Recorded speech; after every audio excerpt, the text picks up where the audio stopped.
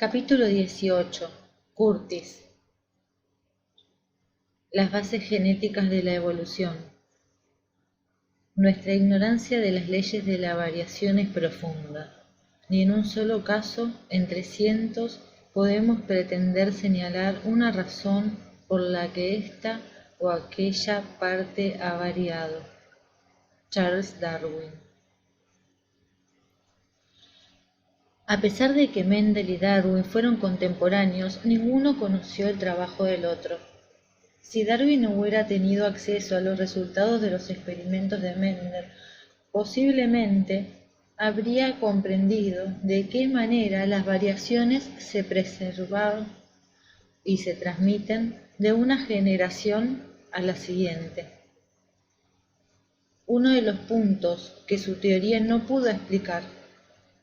Como vimos en el capítulo 8, durante las últimas décadas del siglo XIX, los mecanismos de la herencia propuestos por Mendel no alcanzaron gran difusión. Solo fueron reinterpretados muy posteriormente, a principios del siglo XX, y constituyeron las bases de la genética moderna. Recién entonces comenzó a ser posible la articulación entre los modelos y los conceptos de genética y la teoría evolutiva formulada por Darwin.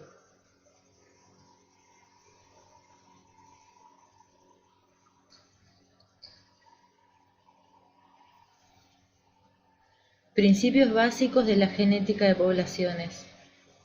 La evolución darwiniana y la genética mendeliana se compatibilizaron cuando los biólogos dejaron de pensar solo en los organismos y en los genotipos individuales y comenzaron a centrar su atención en las poblaciones entendidas como un conjunto de genes. Este enfoque poblacional planteaba la necesidad de analizar las cantidades relativas o frecuencias de los diferentes alelos de estos genes. Así, de la síntesis de esta entre la teoría darwiniana y los principios mendelianos nació la genética de poblaciones. Los principales conceptos de la genética de poblaciones son los del reservorio génico, frecuencias genotípicas, frecuencias génicas y panmixia, que analizaremos a continuación.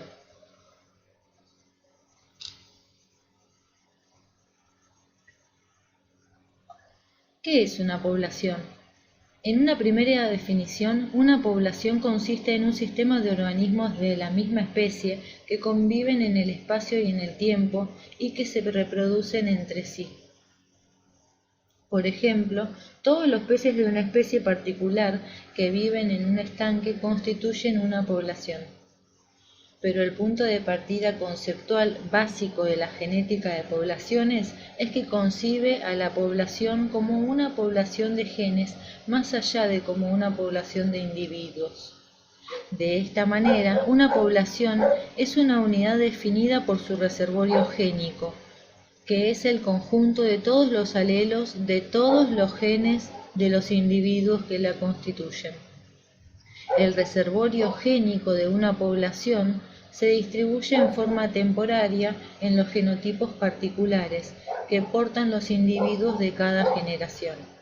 En ese sentido, cada organismo individual es solo un depositario temporal de una pequeña muestra del reservorio génico durante un lapso determinado, acotado al tiempo que dura la vida de ese individuo.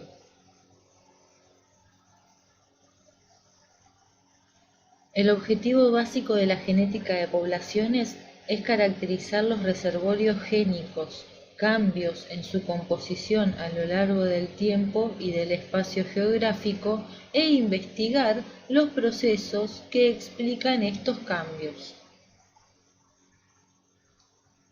Frecuencias genotípicas y frecuencias alélicas.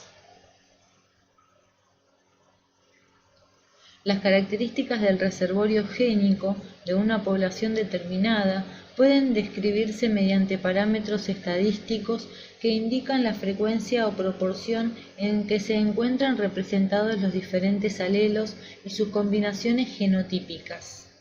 Por ejemplo, si en una población de organismos diploides existen dos variantes alélicas, A mayúscula y A minúscula, para cierto gen, los individuos serán portadores de alguno de los tres tipos de genotipos que resultan de las combinaciones posibles de estos dos alelos. Los genotipos correspondientes a los dos homocigotas, A mayúscula y A minúscula, y el correspondiente heterocigota, A mayúscula, A minúscula. Las frecuencias genotípicas en una generación determinada de esta población estarán dadas por la proporción o frecuencia de individuos portadores de cada una de estas tres combinaciones de alelos. Si una población está constituida por un número de individuos diploides, entre los cuales hay un número de individuos que tienen el genotipo homocigota, A mayúscula, al que llamaremos A', un número de individuos heterocigotas,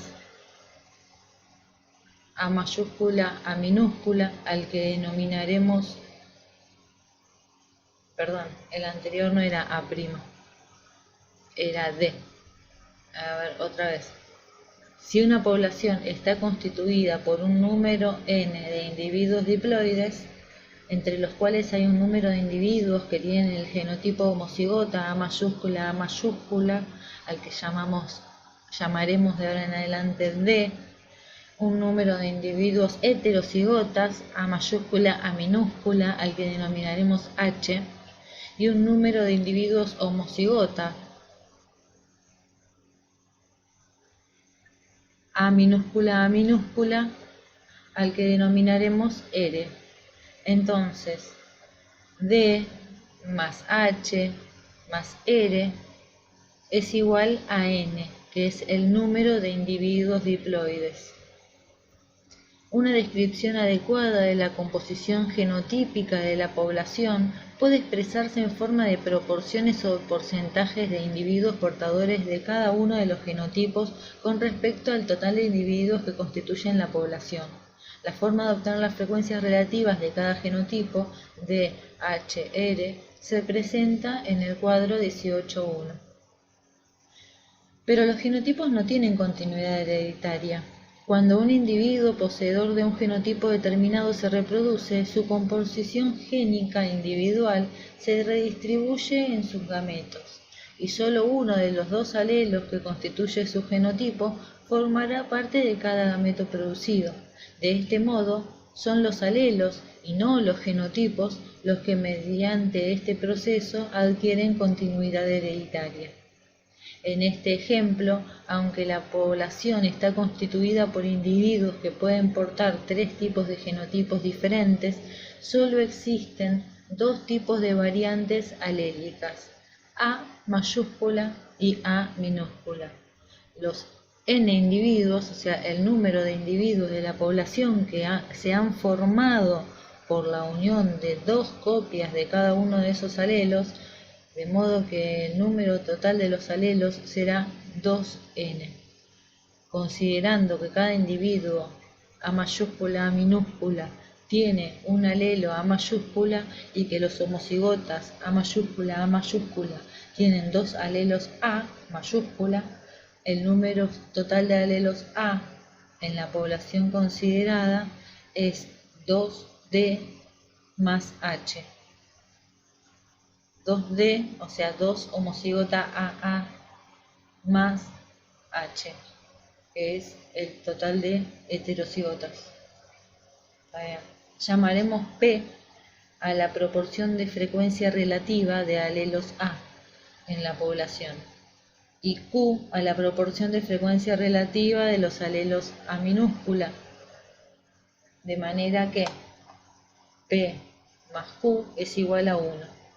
La frecuencia relativa P se puede calcular de la siguiente manera. P es igual a 2D más H dividido 2n. O sea, P, que es la proporción o la frecuencia relativas de alelos A mayúscula, va a ser igual a 2D, que D son los homocigotas A mayúscula, entonces 2 A mayúscula, más H, que son los heterocigotas, o sea, A mayúscula y A minúscula, sobre, o sea, dividido 2n, que n era el número de individuos diploides.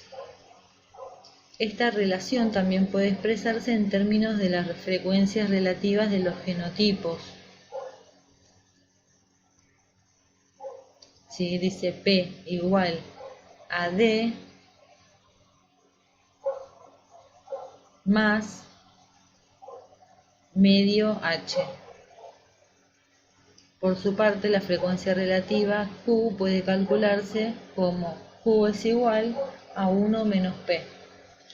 O del mismo modo que para el alelo P, también puede estimarse con la fórmula Q es igual a 2R más H dividido 2N, que sería igual a R más medio H. Es decir, que la frecuencia de los alelos A mayúscula, o sea P, y A minúscula, o sea Q, pueden obtenerse sumando la frecuencia del homocigota correspondiente, AA o AA mayúscula o AA minúscula, más la mitad de la frecuencia del heterocigota. Así, a partir de estas frecuencias genotípicas es posible calcular las frecuencias alélicas.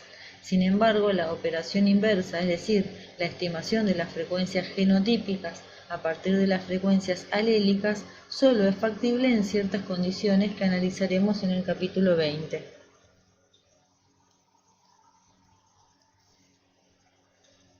Apareamiento al azar. Panmixia. El concepto de panmixia se refiere a un patrón particular de intercambio reproductivo en el cual cada individuo de un sexo se aparea con el del sexo opuesto al azar, con exclusión de toda preferencia fenotípica, por lo tanto, genotípica, es decir, con independencia de las características de sus genotipos. Por ejemplo, si se considerara este aspecto en las poblaciones humanas, se podría afirmar que en general la elección de pareja para el apareamiento se produce al azar con respecto a los diferentes genotipos para algunos grupos sanguíneos, como A, B o C. Pero esto no necesariamente es cierto para otros caracteres. De este modo, en una misma población la condición de panmixia puede cumplirse para ciertos genes, pero no para otros. En términos de probabilidades, la panmixia se cumple cuando la frecuencia de genotipo...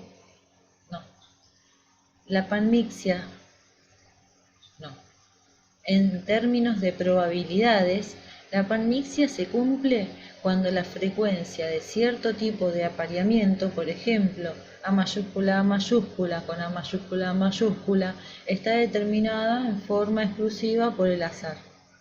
Así, en una población compuesta por una proporción D de individuos A mayúscula, H de individuos A minúscula y R de individuos A minúscula, la frecuencia de apareamientos A mayúscula con A mayúscula y A minúscula estará dada por el producto de las frecuencias relativas de cada uno de estos dos genotipos, en el caso de D por H. En la segunda columna del cuadrado de 18.2 se presentan las ecuaciones que permiten calcular las frecuencias de los genotipos resultantes de todos los tipos de apareamientos posibles. Un estado estacionario, el equilibrio de Hardy-Weinberg. A principios del siglo XX, los genotistas comenzaron a comprender las leyes de la herencia y el origen de nuevas probabilidades debida a la mutación. Sin embargo, dado a que la evolución es un proceso que se desarrolla en el tiempo, era necesario generar modelos que permitieran interpretar cómo se comportaba la variedad de una población a lo largo de las generaciones. Si en una población existiesen, por ejemplo, dos alelos para la misma característica, los cuales están presentes en una proporción determinada y en ciertas combinaciones genotípicas, ¿se modificará esta proporción en la siguiente generación luego del proceso de reproducción sexual? Esta pregunta fue respondida en 1908 por Godfrey Hardy, que vivió desde 1877 hasta 1947, un matemático inglés, y Wilhelm Heisenberg, que vivió desde 1862 hasta 1937, un médico alemán. La pregunta básica que pretende resolver la genética de poblaciones es: dadas las frecuencias genotípicas D, H y R en una generación determinada de individuos adultos de una población, ¿es posible predecir cuáles serán las frecuencias genotípicas de los adultos de la siguiente generación, o sea D', H', R'? Trabajando de manera independiente, Hardy y Weinberg mostraron que las combinaciones que resultaban del proceso de apareamiento y reproducción que ocurre en cada generación en los organismos diploides no involucran un cambio en la composición general del reservorio génico de una población. Para demostrar esto, propusieron un modelo teórico que permite examinar el comportamiento de los alelos en una población ideal, en la cual rigen 5 condiciones. 1. Primero, no ocurren mutaciones. 2. Segundo, no hay desplazamiento neto de individuos con sus genes desde otras poblaciones, o sea, inmigración, ni hacia otras poblaciones, emigración. 3. Tercero, la población es lo suficientemente grande como para que se apliquen las leyes de la probabilidad, o sea, es altamente improbable que el azar por sí mismo pueda alterar la frecuencia de los alelos. 4. Cuarto, el apareamiento entre individuos es al azar. Quinto, no hay diferencia en el éxito reproductivo de los genotipos considerados, es decir, que el llevar diferentes combinaciones de alelos no confiere ventaja a sus portadores. La progenie de todos los apareamientos posibles tiene la misma probabilidad de sobrevivir y reproducirse en la generación siguiente. Bajo los supuestos de este modelo teórico, y si las proporciones en la descendencia de cada cruzamiento se comportan conforme a las predicciones de las leyes de Mendel, es posible calcular las frecuencias genotípicas en la siguiente generación de acuerdo con el siguiente procedimiento. En primer lugar, se deben identificar todos los tipos de apareamientos con los que se produce el genotipo de interés. En primer lugar, se deben identificar todos los tipos de apareamientos en los que se produce el genotipo de interés. Por ejemplo, A mayúscula se produce en la descendencia de los apareamientos 1, 2, 4 y 5. Cada uno de estos 4 tipos de apareamiento ocurre con una frecuencia 2', d al cuadrado, dh, hd y h al cuadrado, respectivamente. A su vez, en los apareamientos del tipo 1, toda la descendencia es A mayúscula, y en los del tipo 2 y 4, solo la mitad es A mayúscula, y en los del tipo 5, solo un cuarto. Esto puede expresarse matemáticamente del siguiente modo. D' es igual a D2 más 1/2 DH más 1/2 HD más 1/4 H. Recordemos que un binomio elevado al cuadrado es igual a la suma del cuadrado de cada término más el doble del producto de ambos términos, que es justamente en lo que resulta la ecuación anterior. En consecuencia, en esta población ideal, si se cumplen las condiciones mencionadas, las frecuencias o proporciones relativas de los alelos A mayúscula y A minúscula no cambiarían de una generación a la siguiente. Tampoco cambiarían las frecuencias de los genotipos A mayúscula, A mayúscula, A mayúscula, A minúscula y A minúscula, A minúscula. Así, el reservorio génico alcanzará un estado estacionario o de equilibrio con respecto a este par de alelos. El equilibrio de Hardy-Weinberg se expresa con la siguiente ecuación: P al cuadrado más 2 por P por Q más Q al cuadrado es igual a 1. Donde la expresión P al cuadrado expresa la frecuencia de individuos homocigóticos para un alelo, Q al cuadrado la frecuencia de individuos homocigotos para el otro alelo, y 2PQ la frecuencia de heterocigotos. Aunque cualquier tipo diploide normal no tiene más que dos alelos del mismo gen, puede haber, por supuesto, más de dos alelos de un gen dado en el reservorio génico de una población.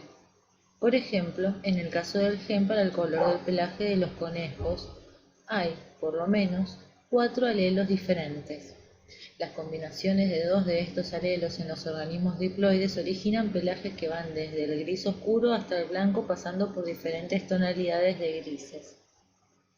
También producen una variedad en la cual la mayor parte del cuerpo es blanco, pero las patas, las orejas y el hocico son negros. Aunque la ecuación que representa el equilibrio es más compleja, el modelo de Hardy-Weinberg se aplica igualmente a situaciones en las que hay alelos múltiples del mismo gen. El equilibrio de Hardy-Weinberg y su formulación matemática han demostrado ser un fundamento tan valioso para la genética de poblaciones como los principios de Mendel lo han sido para la genética clásica. A primera vista, esto parece difícil de comprender, dado que es prácticamente imposible que una población natural se cumplan las 5 condiciones requeridas por el modelo para el equilibrio. La frecuencia de los alelos en las poblaciones naturales siempre están cambiando, pero en ausencia de la ecuación de Hardy-Weinberg no sabríamos cómo detectar el cambio, determinar su magnitud y dirección o describir las fuerzas que lo determinan. Sin embargo, sí podríamos identificar el genotipo de los individuos de una población, podremos estimar las frecuencias génicas y comparar estos datos con los que predice el modelo de Hardy-Weinberg. Si repetimos esta operación durante varias generaciones, podemos representar gráficamente los cambios que están ocurriendo en el reservorio génico y, en función de ello, investigar las causas. Análogamente, en la física, el principio de inercia indica que en condiciones ideales un cuerpo en movimiento permanecerá en este estado indefinidamente. Si bien esto no es posible en la naturaleza, sin este supuesto como punto de partida no podríamos cuantificar, por ejemplo, la fuerza de rozamiento responsable de la detención de dicho cuerpo. El concepto de aptitud. Cuando se analiza el reservorio génico de las poblaciones naturales a lo largo de varias generaciones, en general se observa que las frecuencias de algunos alelos cambian de una generación a la siguiente a expensas de otros, cuya frecuencia disminuye. Si un individuo tiene una combinación favorable de alelos en su genotipo, es más probable que estos alelos aumenten con frecuencia en la generación siguiente. O dicho de otro modo, si esta combinación le confiere cierta ventaja respecto de otros individuos, entonces su contribución al reservorio de genes de la generación siguiente será mayor. De modo inverso, si la combinación de alelos no es favorable, es menos probable que el individuo sobreviva y llegue a reproducirse, de modo que las copias de los alelos de los que es portador no serán transmitidas a la siguiente generación. Desde el punto de vista de la genética de poblaciones, la evolución consiste en el cambio intergeneracional de las frecuencias alélicas en las poblaciones. En función de esta definición, surge un concepto de aptitud más preciso que el que presentamos en el capítulo 17, la teoría de Darwin. Muchas preguntas encuentran su respuesta. En el contexto de la genética de poblaciones, la aptitud presenta el éxito reproductivo diferencial entre genotipos. Se trata de una medida relativa que, por cierto, no significa bienestar físico. El único criterio para medir la aptitud de un individuo está dado por el número relativo de descendientes vivos que el individuo deja, lo cual representa en qué medida sus genes estarán presentes en la siguiente generación. La variabilidad materia prima del cambio evolutivo.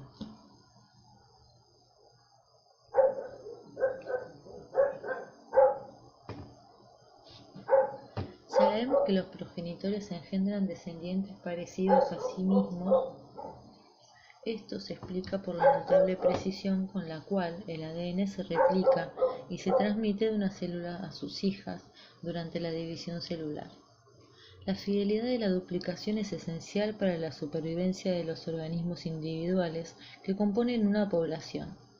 Sin embargo, las variaciones que surgen entre los individuos debido a la mutación son igualmente importantes, ya que constituyen la materia prima sobre la cual operan los procesos del cambio evolutivo. Estas variaciones son las que hacen posible las poblaciones que se desarrollan en distintas condiciones se diferencien. Para el botánico sueco Linneo y otros naturalistas creacionistas, cada especie estaba representada por un ejemplar perfecto al que llamaba tipo, y todas las variaciones que se representaran respecto al ejemplar tipo constituían imperfecciones. Por el contrario, para Darwin y también para los biólogos modernos, la variabilidad es una característica inherente a la población. No existe un tipo ideal, sino una gama de variantes cuyas frecuencias van cambiando en el tiempo y en el espacio, y cada una de esas variantes resulta más o menos ventajosa de acuerdo con las condiciones del ambiente. Uno de los focos de la investigación en la genética de poblaciones modernas fue la indagación de la aptitud de esta variabilidad, que se reveló mucho mayor aún que la imaginada por Darwin, y de los procesos involucrados en el mantenimiento de estas variaciones en los reservorios génicos. Experimentos de reproducción y variabilidad oculta. Como vimos en el capítulo anterior, la interpretación de Darwin acerca de la evolución se sustentaba en una analogía directa entre la cría selectiva practicada por los criadores de animales o plantas, o denominada selección artificial, y la selección natural, que es el proceso que ocurre en la naturaleza. Entre aquellos que leen por primera vez el origen de las especies, se sorprenden en ocasiones al encontrarse absorbidos desde el primer capítulo en un tratado sobre cría de palomas, uno de los muchos temas en los que Darwin se convirtió en un experto. Al seleccionar para la reproducción aves con características particulares, como la cola con más plumas o un pico más grande, los criadores de palomas fueron capaces de producir, a través de los años, numerosas razas vistosas. Estas razas de aves, todas desarrolladas a partir de la misma variedad silvestre y siempre capaces de aparearse entre sí, difieren mucho en su aspecto, a veces más que animales que pertenecen a diferentes especies.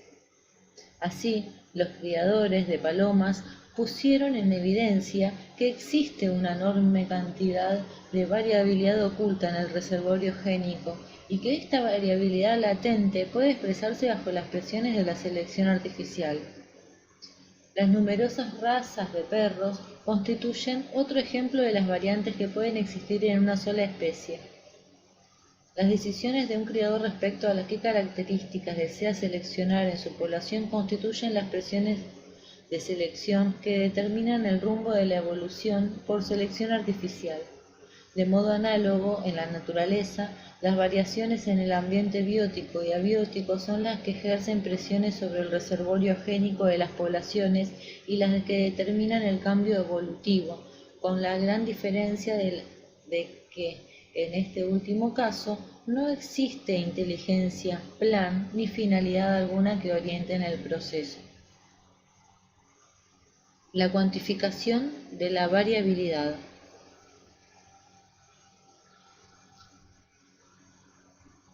Entre todas las herramientas que aportó la biología molecular, la electroforesis se constituyó en una particularmente valiosa para poner de manifiesto la variabilidad en las poblaciones y medirlas. Como vimos en la sección 3, las secuencias de aminoácidos de las proteínas están determinadas por las secuencias de aminoácidos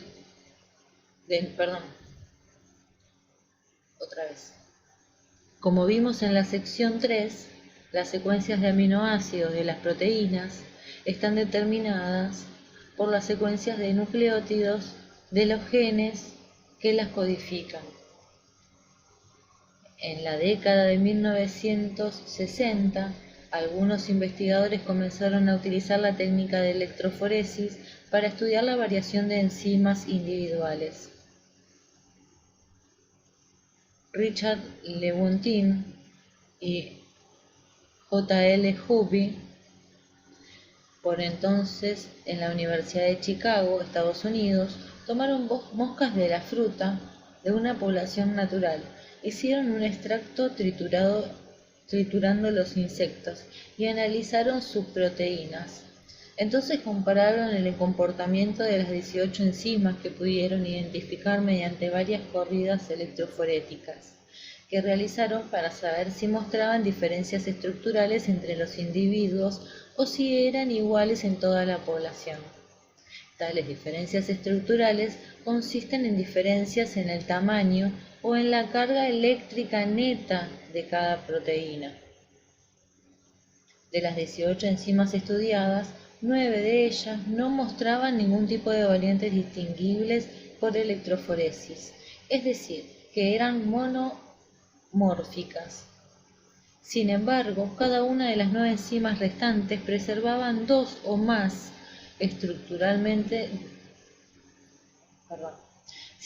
cada una de las 9 enzimas restantes presentaban dos o más formas estructuralmente diferentes representadas en los genotipos de los distintos individuos.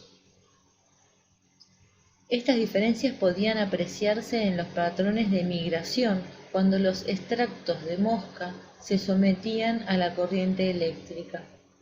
De esta manera, sin hacer un análisis directo de los genes que codifican esas enzimas, Lewontin y Hooby pudieron asegurar que cada una de estas 9 enzimas estructuralmente diferentes estaba codificada por alelos distintos del mismo gen. Una de las enzimas tenía 6 formas estructurales bien diferenciadas, es decir, en la población había al menos 6 alelos del gen que codificaba para esta enzima.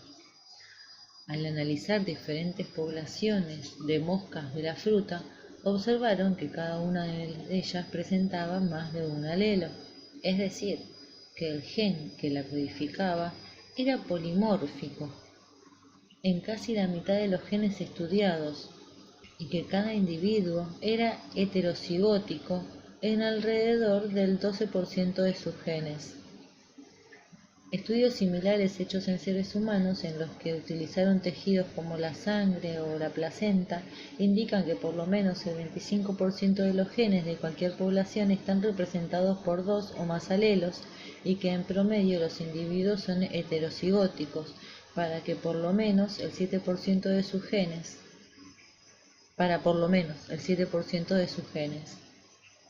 Sin embargo, esta metodología tiene sus limitaciones, ya que solo permite revelar una fracción de la variabilidad que existe en la secuencia del ADN. Ello se debe a que esta técnica se basa en las propiedades eléctricas de las proteínas, que están compuestas por 20 aminoácidos, la mayoría de los cuales tienen carga eléctrica neutra. Solo hay 2 aminoácidos que comportan como ácidos, el ácido glutámico y el ácido aspartico, y 3 como básicos, arginina, histidina y lisina. De modo que muchas sustituciones de aminoácidos que no cambian la carga neta de la proteína, o sea la mayoría, no son detectables por electroforesis. Además, como consecuencia de las características del código genético, no todos los cambios que ocurren en la secuencia de nucleótidos de un gen se producen en cambios en la secuencia de aminoácidos de la proteína que codifica. En la década de 1980, los genetistas evolutivos lograron alcanzar el nivel de análisis que habían esperado con ansiedad: el estudio de la variabilidad en el ADN. Estos estudios fueron factibles gracias al desarrollo de técnicas como la reacción en cadena de la polimerasa, o PCR, que permite obtener grandes cantidades de una secuencia específica de ADN a partir de unas pocas moléculas iniciales. La posterior secuenciación del ADN amplificado ha permitido revelar muchísima variabilidad genética que aún permanecía oculta, tanto la que no puede detectarse debido a limitaciones de la electroforesis, como sustituciones de nucleótidos que no se traducen en cambios en las secuencias de aminoácidos, las mutaciones sinónimas, así como mutaciones que ocurren en las regiones de ADN no codificantes. Más recientemente, la posibilidad de contar con secuencias de genomas completos ha permitido dimensionar en toda su magnitud y diversidad genética que albergan las poblaciones. Por ejemplo, 2 seres humanos pueden diferir entre sí en varios millones de los 3 por 10 a la novena nucleótidos que componen su genoma. No sé si dice a la novena porque no se ve bien. Sí.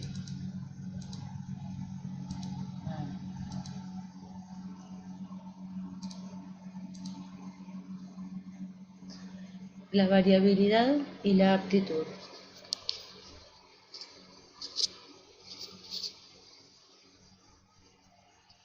Como era de esperar, los hallazgos de Hubby y Lewontin y los otros investigadores que les sucedieron plantearon una mirada de nuevas preguntas. Muchos genetistas habían pensado previamente que los individuos de una población eran bastante uniformes genéticamente debido a una larga historia de selección de genes óptimos. Sin embargo, como revelaron los estudios de electroforesis, las poblaciones naturales distan mucho de ser uniformes. Ante las evidencias surgieron escuelas que propusieron explicaciones alternativas para los elevados niveles de polimorfismo. La escuela seleccionista sostiene que toda variación con base genética afecta directa o indirectamente la aptitud. Para esta escuela, incluso pequeñas variaciones como las que existen en la secuencia de aminoácidos en las enzimas se mantienen en las poblaciones debido a presiones de la selección natural que en ciertas condiciones pueden favorecer a algunos genotipos mientras que en otras favorecen a otras, o la mayor aptitud de los heterocigotas por sobre los homocigotas.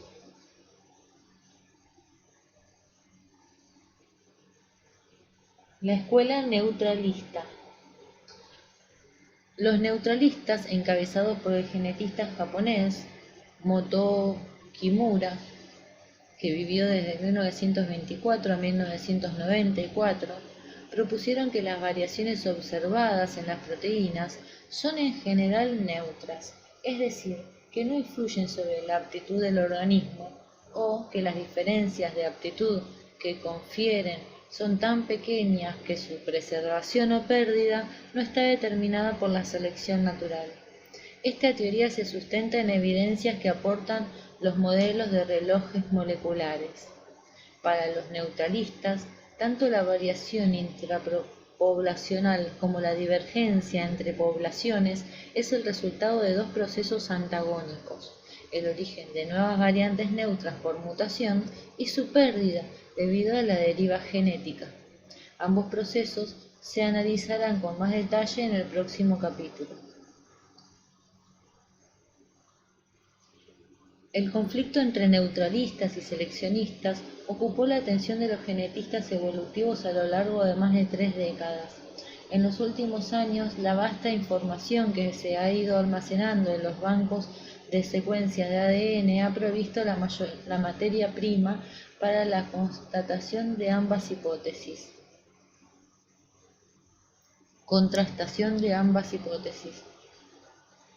Notablemente, desde principios de los años 1990, las predicciones del neutralismo comenzaron a considerarse como la hipótesis nula de la evolución molecular. Es decir, que para inferir en el cambio adaptativo del ADN es necesario demostrar estadísticamente que el cambio no ha ocurrido como consecuencia de la evolución al azar de variantes neutras.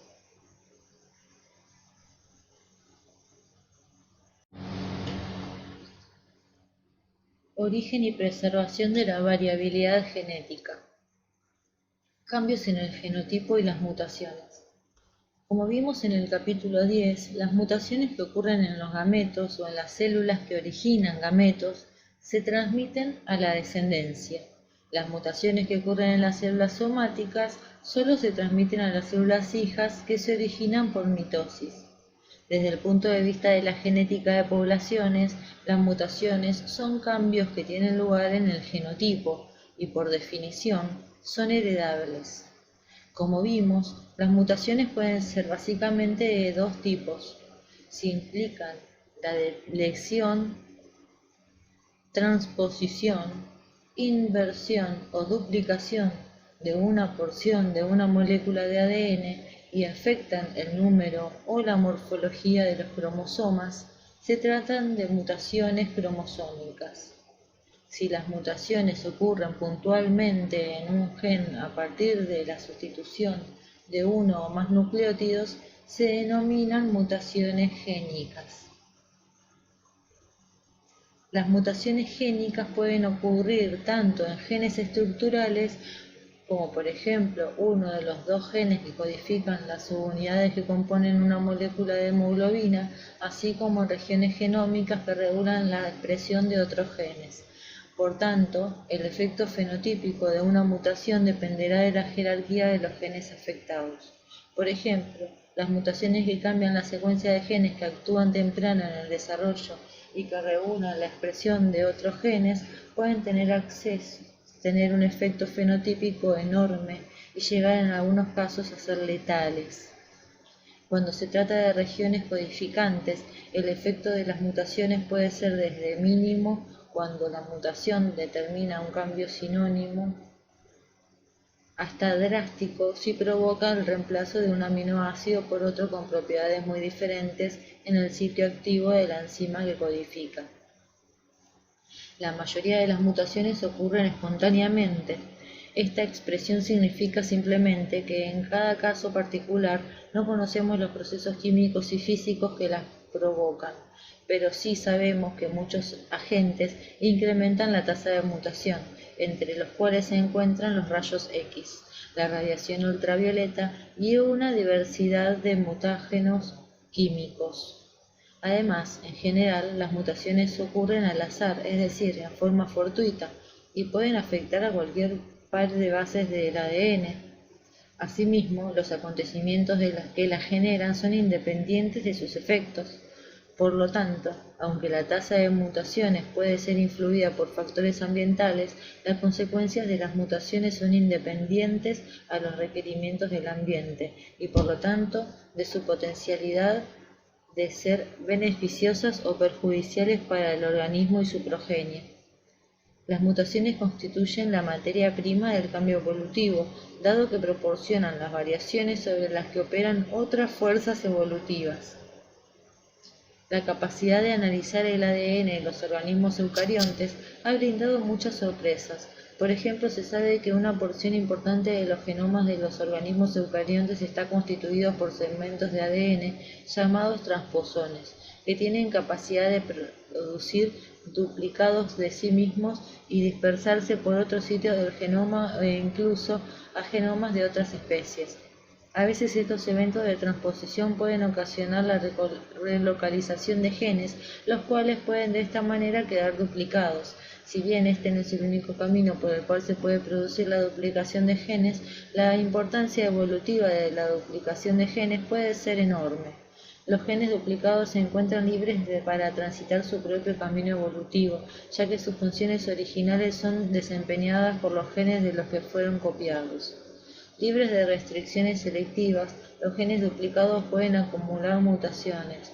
Los biólogos evolutivos proponen que los genes que actualmente componen los genomas tuvieron sus comienzos en muy pocos protogenes, que se duplicaron y modificaron por la acumulación de mutaciones desde el origen de los primeros organismos autorreplicantes hace unos 4.000 millones de años. Más aún, existen evidencias claras de que este proceso de duplicación y subsiguiente mutación continúa en el presente y que es una explicación plausible para el origen y la diversificación de las diversas familias génicas que componen los genomas eucariontes. Es indudable que estos procesos desempeñaron un papel muy importante en la evolución, pero como veremos en los capítulos siguientes, muy raras veces determinan la dirección del cambio evolutivo.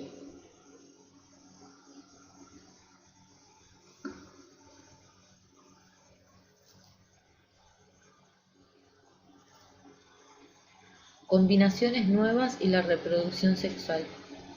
Sin duda, el mecanismo más importante que promueve la variabilidad en la progenie de los organismos eucariontes es la recombinación que tiene lugar durante la reproducción sexual. Esta produce nuevas combinaciones genéticas como resultado de tres mecanismos. 1. La distribución independiente de los cromosomas durante la meiosis, según se mostró en el capítulo 7. 2. El entrecruzamiento o crossover que conduce a la recombinación de los cromosomas paterno y materno durante la meiosis. Tercero, la combinación al azar de los genomas pertenecientes la combinación al azar de los genomas parentales en la fecundación. En cada generación los alelos se distribuyen en combinaciones nuevas. En contraste, en organismos que se reproducen solo asexualmente a través de meiosis y la citocinesis, a menos que haya ocurrido una mutación durante el proceso de duplicación, el organismo nuevo será exactamente igual a su único progenitor.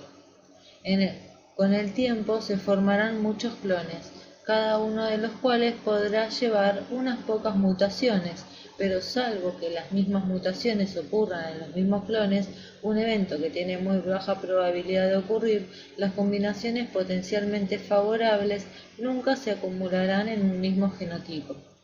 Los organismos que se reproducen sexualmente se multiplican con más lentitud que los que tienen reproducción asexual. Pero esta desventaja se compensa por un único proceso desfavorable, al menos en términos evolutivos, la promoción de la variabilidad por medio de la producción de nuevas combinaciones genotípicas en la progenie. Mecanismos que promueven la exogamia.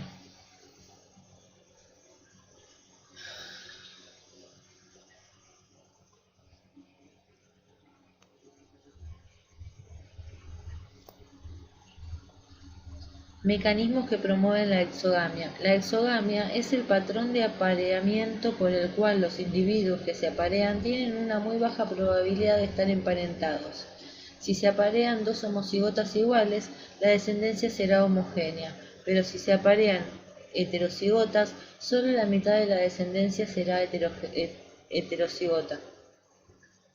Los patrones de apareamiento endogámicos conllevan una disminución de la heterocigosis. Una de las consecuencias de la homogeneidad genética es que la recombinación no resultará efectiva, ya que este proceso solamente podrá dar lugar a nuevas variantes genotípicas en la medida en que el entrecruzamiento ocurra entre cromosomas que presenten diferencias génicas.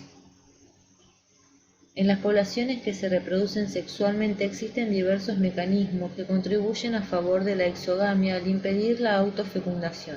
Por ejemplo, en algunas plantas, como la palmera datilera, los sexos se encuentran en individuos separados, de manera que ciertos ejemplares desarrollan flores masculinas y otros flores femeninas. En otras plantas, como las gramíneas y los lirios, en cada individuo el polen madura cuando el estigma de la propia flor aún no está receptivo. Ciertas características anatómicas, como la heterostilia, también limitan la autopolinización. En algunas plantas, la autofecundación está impedida por la presencia de sistemas de alelos múltiples de genes vinculados con la autoesterilidad. De manera que una planta portadora de cierto alelo de autoesterilidad no podrá polinizar a otra que lleve el mismo alelo. Incluso entre animales como las lombrices de tierra, las babosas y muchos caracoles que son hermafroditas, en los que un mismo individuo produce tanto óvulos como espermatozoides, un individuo rara vez fecunda a sus propios óvulos. Por otra parte, entre los mamíferos, ciertas estrategias de comportamiento también promueven la exogamia. Con frecuencia, por ejemplo, los machos jóvenes abandonan un grupo familiar cuando alcanzan la edad reproductiva. Esto ocurre entre los leones, los gorilas, los babuinos, por solo mencionar unos pocos ejemplos. Entre los licaones, perros cazadores de las llanuras de África, son las hembras jóvenes las que se apartan cuando alcanzan la edad reproductiva.